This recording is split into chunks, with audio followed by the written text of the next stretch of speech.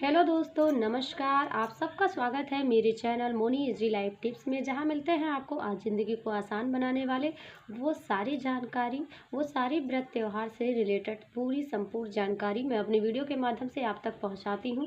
तो आज मैं सकट चौथ, तिल चौथ, माघ के ये सकट चतुर्थी व्रत के बारे में मैं आज संपूर्ण जानकारी देने वाली हूँ, जो कि संतान के लिए व्रत रहा जाता है। तो हम लोग के यहाँ तो जिसके बेटे होते हैं वो माँ ये व्रत रखती हैं, पर अब तो कोई फ़र्क ही नहीं है। बहुत लोग पुत्री रहती हैं तो भी रहते हैं, पर हम लोग के ऐसा नहीं है। जिसके पास बेटा है ये पुत्र के संतान के लिए ही ये व्रत माताएं रहती हैं।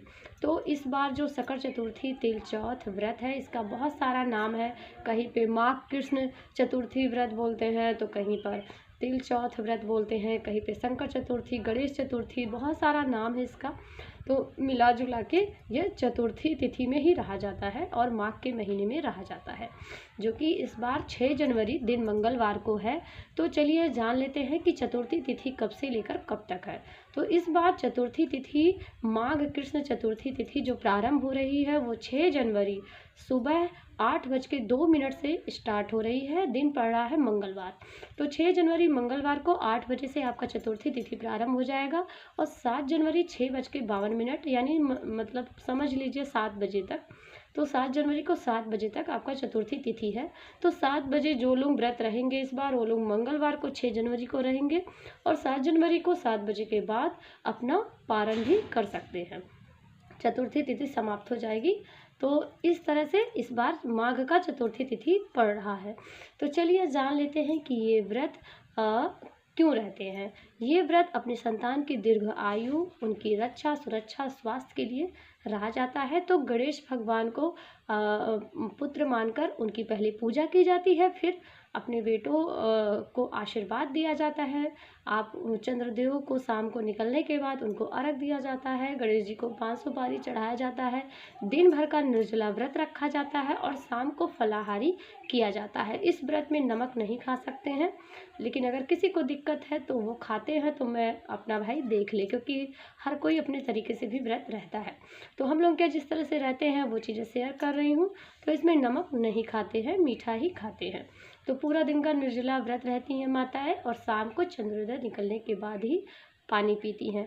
तो देखिए ठंडी का मौसम है, तो चंद्रदेव कोहरा की वजह से दिखेंगे नहीं। तो अगर आपको नहीं दिख रहे हैं तो आप लोग रात को कम से कम 9:30 के बाद ही पानी पीजिए, क्योंकि कितना भी जितना हम ज़्यादा इंतज़ार करें हमारा फल का उतना ही फल प्राप्त होता है। तो अगर आपको चंद्रोदय नहीं भी दिख रहे हैं तो आप लोग 9:30 के बाद आराम से पानी पी लीजिएगा, पर 9:30 के पहले पानी मत पीजिएगा। चाहे आपको चंद्र भगवान दिखे या ना दिखे, उनके नाम पर आप अर्घ दे दीजिएगा। तो जल हम अपने संतान से भी दिला सकते हैं और खुद भी दे सकते हैं। ठीक है, तो ये हो गया पूरा तिल चौथ सकट चौथ के व्रत के बारे में। तो चलिए जान लेते हैं नहाए खाए से लेकर व्रत के पारण तक का संपूर्ण नियम। तो नहाए खाए इसमें बहुत ज़्यादा मतलब प्रमुख होता है। तो एक दिन पहले भी आप बाल धुल के नहा सकते हैं। बाल धुल लीजिए अपना और शाम को बिना लहसुन प्याज का खाना खाइए। तो सब जगह देखिए खाना भी अलग अलग तरीके से होता है। हम लोग के यहाँ तो पूरा खाना खाते हैं, दाल चावल सब्जी रोटी सब कुछ खाकर ये व्रत शाम को खाते हैं और सुबह में रहते हैं। पर कहीं कहीं मैंने देखा है वीडियोस में बहुत बहुत ऐसे लोग हैं जो साग रोटी खाते हैं शाम को और सुबह व्रत रहते हैं। तो हम लोग का ऐसा नहीं होता, हम लोग पूरा खाना खाते हैं। बस लहसुन प्याज खाने में नहीं होना चाहिए, खाना पूरा सात्विक होना चाहिए। ठीक है, और जो भी खाना बनता है थोड़ा सा साफ, गणेश जी को पानी और खाना रात को ढककर रख देते हैं और सुबह चिड़िया कौवा को डाल देते हैं। ठीक है, तो जिस दिन आपको व्रत सुबह में रहना है, ये एक दिन पहले शाम की मैं बात आपको बता रही हूँ कि जो भी भोजन आप खाइए बिना लहसुन प्याज का हो और आप बाल धुल लीजिए उस दिन।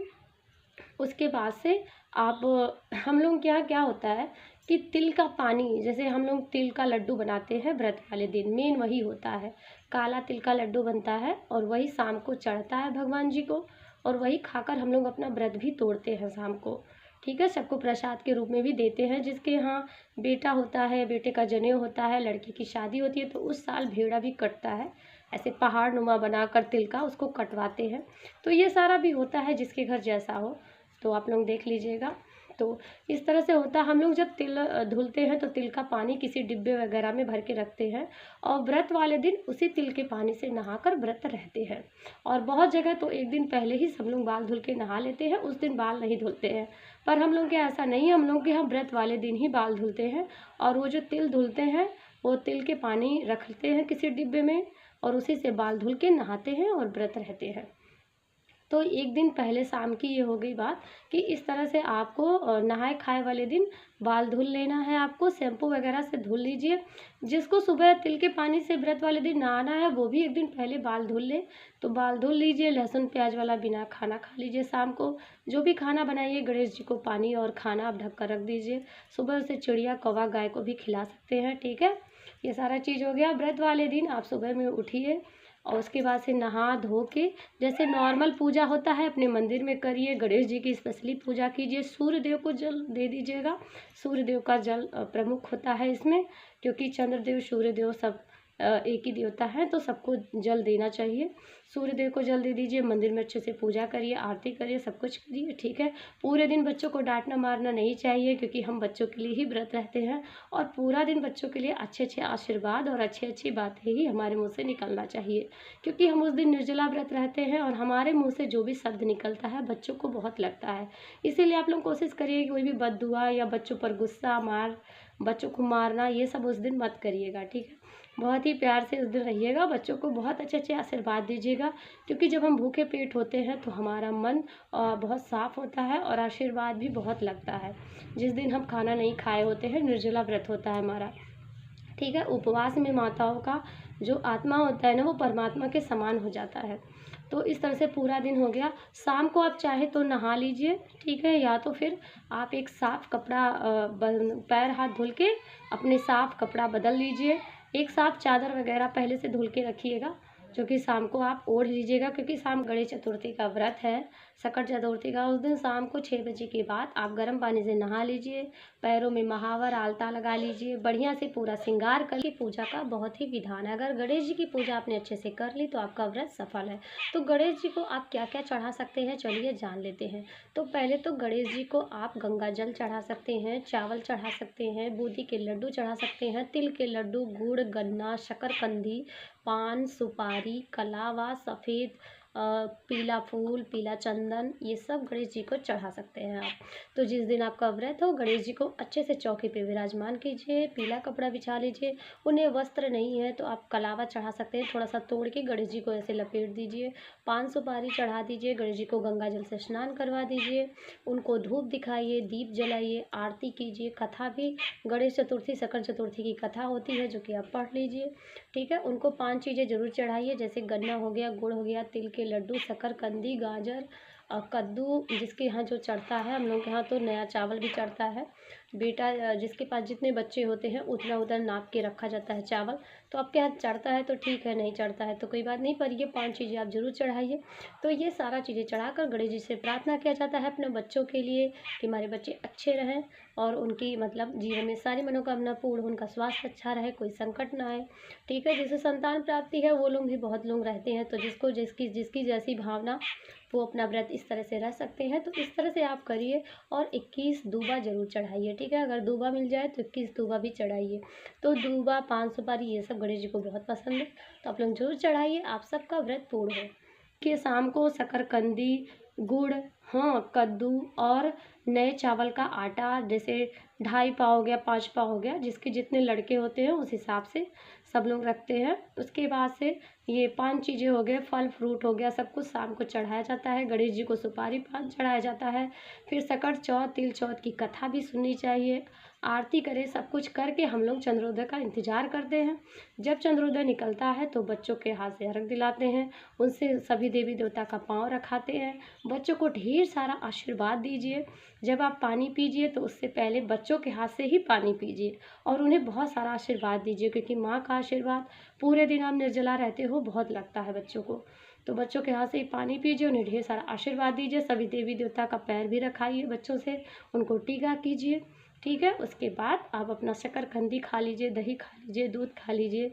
ये सब चीज़ें आप खा सकते हैं, बस नमक नहीं खा सकते। तो फ्रूट खा सकते हैं आप, शकरकंदी शाम को खा सकते हैं, चाय पी सकते हैं, दही खा सकते हैं, गुड़ खा सकते हैं, तिल के लड्डू जो बना रहे हैं वो आप खा सकते हैं, मूंगफली की चिक्की खा सकते हैं। ये सारी चीज़ें आप शाम को खा सकती हैं। सिर्फ आपका दिन भर का व्रत होता है निर्जला, तो शाम को ये सारा चीज़ खा लीजिए और सुबह आप पारण जब करिए।